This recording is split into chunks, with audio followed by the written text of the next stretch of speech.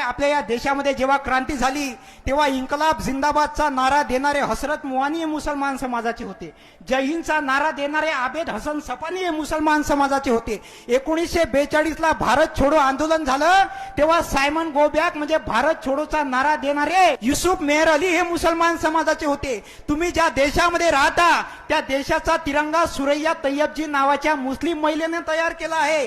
या देशासाठी सगळ्यात पहिले शहीद होणारा पत्रकार मौलाना मीर बाकर हा मुस्लिम समाजाचा आहे. या देशासाठी सगळ्यात पहिले शहीद होणारा शासक म्हैसूरचे सुलतान हैदर अली हे मुस्लिम समाजाचे आहे. या देशासाठी सगळ्यात तरुण वयात शहीद होणारा क्रांतिकारक अशफाक उल्ला खान हे मुस्लिम समाजाचे आहे.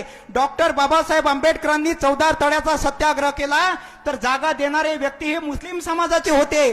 जेव्हा महात्मा फुलेंनी इथल्या महिलांसाठी पहिली शाळा काढली आणि ह्या भामट्यांनी महात्मा फुलेंच्या घरावर मारेकरी पाठवले तेव्हा महात्मा फुलेंच्या वडिलांनी सांगितलं की तुला घरामध्ये राहण्याचा अधिकार नाही.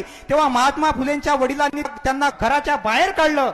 तेव्हा महात्मा फुलेंना राहण्यासाठी जागा देणारे उस्मान शेख हे मुसलमान समाजाचे होते. छत्रपती शिवाजी महाराजांचे गुरु याकूत बाबा हे मुसलमान समाजाचे होते. छत्रपती शिवाजी महाराजांचे वडील शहाजी आणि त्यांचे काका शरीफजी यांचं नाव हे शाह शरीफ नावाच्या दर्ग्यावरून ठेवण्यात आलेलं आहे. लक्षात ठेवा, राक्षसों की बस्ती में प्यार बेसहारा है, मंदिर और मस्जिद का रिश्ता कितना प्यारा है, जब जब मुसीबत आई तब दोनों को पुकारा है, राम भी हमारा है, रहीम भी हमारा है.